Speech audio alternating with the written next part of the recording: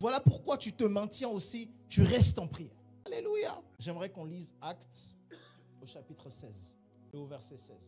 La Bible dit, Dieu dit au serpent. Dieu a parlé au serpent. 16.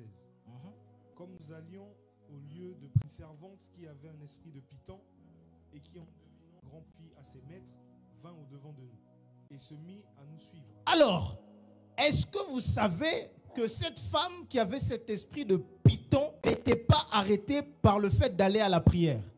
J'ai fait une prédication où j'ai dit la prière ne dérange pas forcément Satan, les gens étaient fâchés. Comment un esprit de Python va au lieu de prière? Les démons qu'on chasse à l'église, ils ne rentrent pas à l'église. Yes, le baiser de Satan. C'est le titre de la prédication. Les démons qu'on chasse à l'église, ils vont où? À l'église. Souvent les sorciers, ils sont où? À l'église. Peut-être ils sont assis à côté de toi. Non, je rigole. Je plaisante. Les sorciers sont où? Ils vont où? Celle qui avait l'esprit de Python, elle allait où? Et l'église là, c'est pas nous. Qui allait à l'église? Paul. C'est pas frère Yann. Encore moi. Elle suivait Paul. Donc Paul, Jésus lui est apparu. Ils sont tombés. On lui a ouvert les yeux. J'ai pris Allah. 13 livres ou 17 du Nouveau Testament. Il va à l'église. L'esprit de Python aussi. L'esprit de Python lui a dit, can I prophesy? Prophesy. Oui, l'esprit de Python. Pourquoi c'est important? La Bible dit dans Genèse 3,15, je mettrai inimitié entre le serpent et toi. Mais qu'est-ce que le Python fait maintenant dans Actes à suivre? Ce n'est pas parce que tu pries que tu n'es plus candidat aux attaques de l'ennemi. Parmi les disciples de Jésus, Jésus leur dit, oui, vous êtes tous avec moi, mais l'un d'entre vous est un démon. Il a dit ça à Judas. L'un d'entre vous est un... Jésus ne l'a pas aussi chassé. Il a donné la caisse. Souvent. Il lui a même dit, ce que tu dois faire, fais-le vite. Fais-le. Jésus était même choqué. Il a dit, ah, Judas, c'est par un baiser que tu trahis le fils de... C'est mon ami. C'est par un baiser que tu... Je vous dis, cet esprit, l'esprit de Python, à côté. Et bizarrement, l'esprit de Python en question, il était avec qui? Une femme. Pourtant, il est censé avoir une inimitié. Python, ici, si vous regardez, quand on parle de Python, on ne le traduit pas exactement par Python, mais en fait, Python, ça veut dire aussi divination.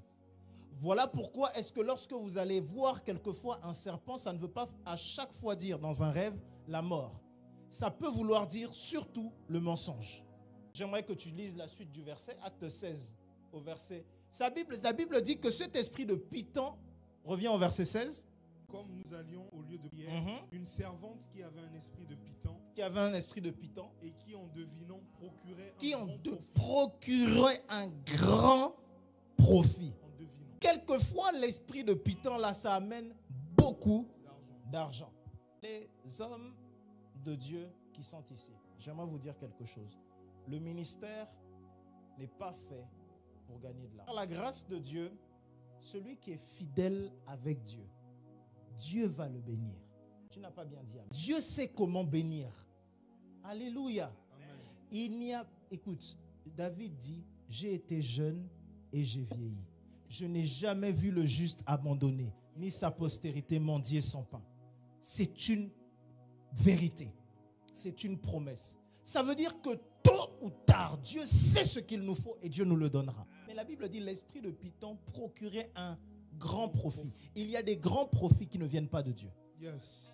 Il y a des grands profits qui ne viennent pas de Dieu. Il y a des grands profits qui ne viennent pas de Dieu. Il y a des profits du style. Viens, je dois prier pour toi. Viens.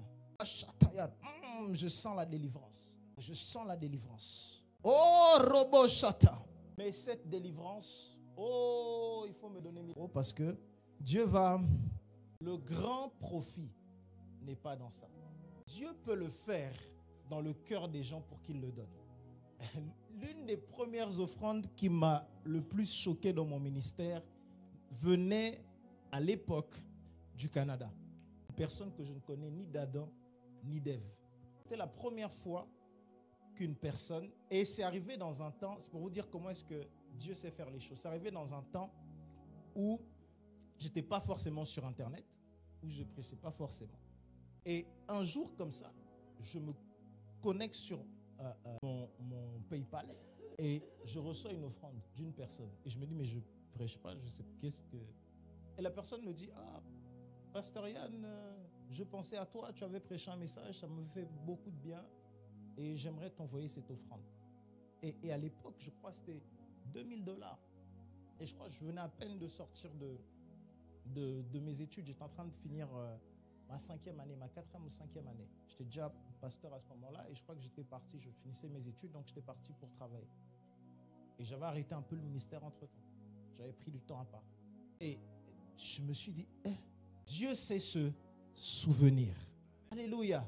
Amen. Dieu sait se souvenir. Et malheureusement, un vrai esprit de prophétie, un vrai esprit de Dieu peut se transformer en esprit de divination quand le profit rentre dedans. Maintenant, est-ce que vous devez faire des offrandes? Oui. Est-ce que Dieu peut orienter que quelqu'un te dise sème telle chose? Oui. Mais ma foi, le Saint-Esprit n'est pas qu'un Saint-Esprit qui va vous dire quoi donner. Ça peut arriver qu'on vous oriente et pour dire quoi donner. Mais si le Saint-Esprit ne t'oriente, les seules paroles que le Saint-Esprit te dit de me dire, c'est de te donner, il y a un problème. Alléluia. Ça ne peut pas être les seules paroles. À chaque fois que Dieu te parle pour ma délivrance ou pour ma guérison, ça ne peut pas être le cas. Alléluia. Il y a un moment aussi où la parole de Dieu est vraie. Vous avez reçu gratuitement, donné gratuitement.